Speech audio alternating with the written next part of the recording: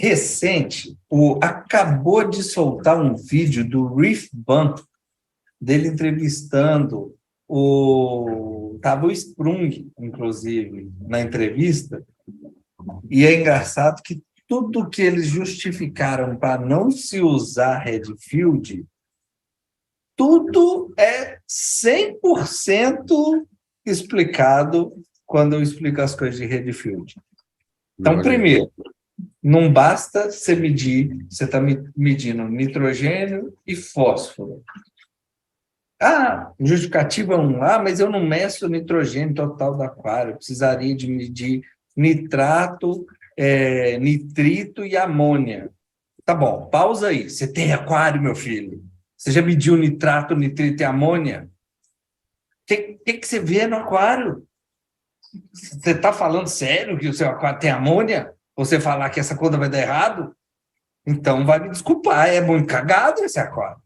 Então, justificativa 1, essa. Justificativa 2, para os negócios falhar. Mas eu não sei como é que... o que eu tenho de nitrogênio, fósforo e carbono em massa molar. Simples, olha. A conversão, o cálculo a gente já fez, 0,7. Então, pronto. Assunto 2, resolvido. E assunto 3, que eles falaram, mas por que você tem que manter um número mágico de 16? Não, outra cagada. É até o motivo de eu achar, quando a pessoa fala assim, Redfield não serve para nada, ela começa a frase falando por que ela não sabe nada de Redfield. Porque Redfield não é Redfield. Redfield era um cara que fez pesquisa viajante nos primórdios lá e teve 1 zilhão de pesquisas depois dele. Relação estequiométrica de carbono com nitrogênio.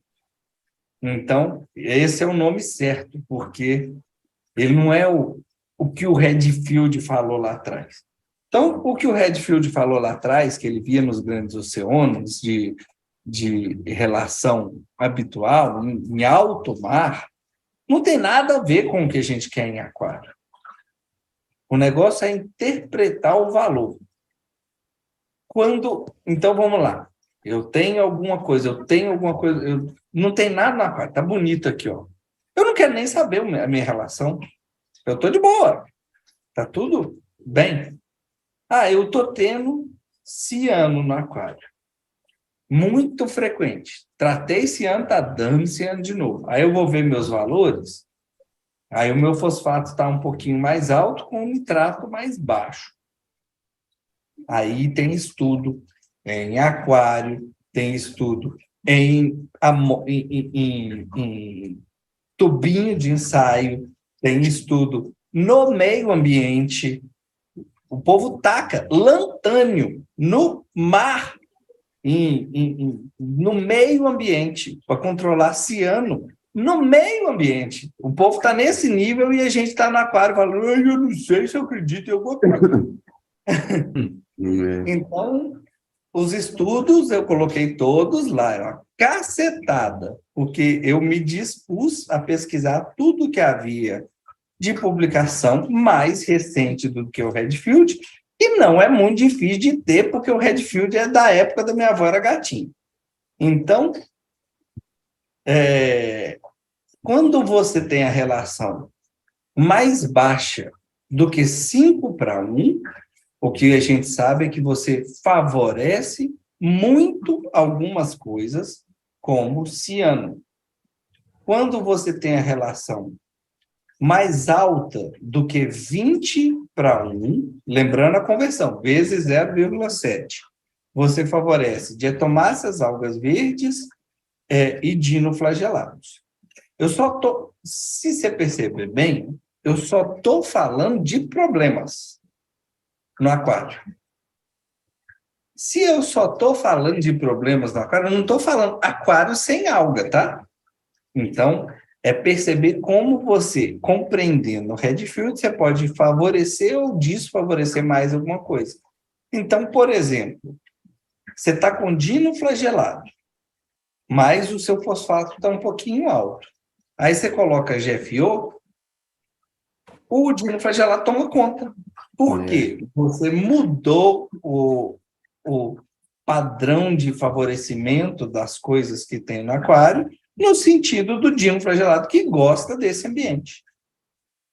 E aí, assim, por curiosidade, e é uma coisa útil, a maioria dos aquários mais estáveis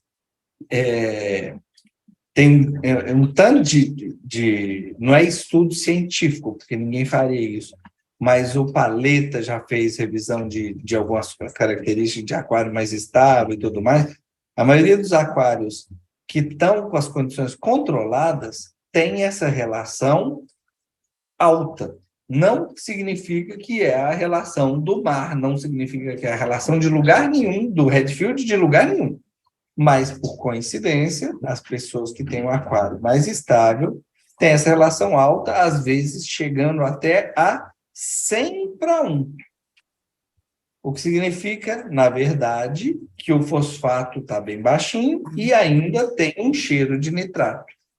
Então, como a gente usa o pós 004, que mantém um cheirinho de fosfato, a gente, para a filosofia da fauna, é muito, muito útil conhecer essa relação, porque o componente fixo da minha fórmula é o fosfato, porque é muito fácil para mim manter ele em 004, 005, nessa faixinha, ele sempre está assim. E quem varia, de acordo com a minha alimentação, é exatamente o nitrato. E aí, se eu estou alimentando pouco, se o aquário está muito limpinho, às vezes o nitrato cai demais, e às vezes eu faço isso intencional, porque os espécies ficam meio amarelinhos e tudo mais, e a gente quer ali um nitrato 1, 2, com o objetivo de fazer isso, esse efeito no bicho. Mas às vezes eu erro um pouquinho na mão, e aí o que acontece? Eu continuo com um pouquinho de fosfato e o meu nitrato está quase zero. Aí começa a dar ciano, depois de ciano, depois de ciano, depois de ciano.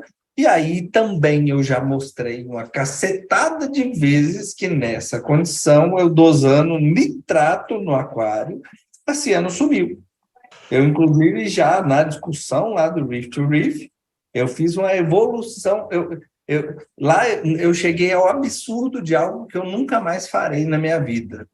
Eu aumentei o meu fosfato intencionalmente, deu ciano numa rocha, no meu SAMP, nela inteirinha, intencionalmente.